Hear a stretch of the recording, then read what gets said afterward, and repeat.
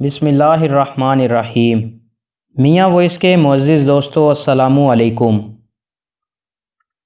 چند یہودی ایک جگہ جمع تھے۔ ان میں یہودیوں کے بڑے بڑے عالم بھی موجود تھے۔ یہودیوں کا ایک خبیث عالم ابو فخاص بھی وہاں موجود تھا۔ وہ بڑا گستاخ انسان تھا، اللہ کے بارے میں بڑی فضول باتیں کیا کرتا تھا۔ اس وقت بھی وہ لوگوں کے درمیان اللہ کے متعلق عجیب سی باتیں کر رہا تھا۔ وہ اسلام کو نقصان پہنچانے کے لیے منصوبے بنا رہا تھا۔ اتفاق سے اس وقت حضرت ابو بکر صدیق رضی اللہ تعالیٰ عنہ کا گزر وہاں سے ہوا۔ جب انہوں نے ابو فخاص کی یہ باتیں سنی تو مجمع کو پرے ہٹائے ہوئے آگے بڑھے اور ابو فخاص سے غصے میں کہا، اے دشمن خدا، اپنی زبان کو لگام دو۔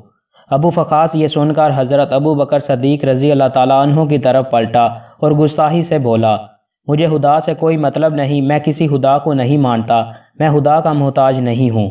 یہ سن کر حضرت ابو بکر صدیق رضی اللہ تعالیٰ عنہ کو غصہ آ گیا۔ انہوں نے ابو فخاص یہودی کو ایک زوردار تھپڑ دے مارا۔ یہودی کی آنکھوں سے آنسو نکل آئے، اس کا گال سرخ ہو چکا تھا۔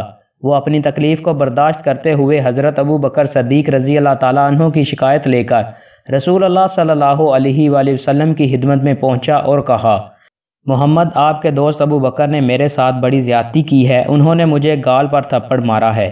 اتنے میں حضرت ابو بکر صدیق رضی اللہ تعالیٰ عنہ بھی وہاں پہنچ گئے۔ رسول اللہ صلی اللہ علیہ وآلہ وسلم نے ان سے پوچھا، ابو بکر، آپ نے ایسا کیوں کیا؟ حضرت ابو بکر صدیق رضی اللہ تعالیٰ عنہ نے کہا، اے اللہ کے رسول صلی اللہ علیہ وآلہ وسلم، یہ شخص اسلام کے خلاف منصوبے بنا رہا تھا اور اللہ کی شان میں بھی گستاخی کر رہا تھا۔ میں برداشت نہ کر سکا اور اس دشمن خدا کو ایک تھپڑ رسید کر دیا۔ یہودی یہ سن کر بولا، اے محمد، یہ جھوٹ بول رہا ہے، میں نے ایسی کوئی بات نہیں کی۔ حضرت ابو بکر صدیق رضی اللہ تعالیٰ عنہ اس کی بات سن کر حیران رہ گئے اور بولے، اے اللہ کے رسول صلی اللہ علیہ وآلہ وسلم، یہ شخص جھوٹ بول رہا ہے، اس نے ایسا ہی کیا تھا جیسا میں نے بتایا ہے۔ مگر وہ یہودی تکرار کرنے لگا اور کہنے لگا، آپ کا دوست جھوٹ بول رہا ہے، میں نے ایسی کوئی بات نہیں کہی۔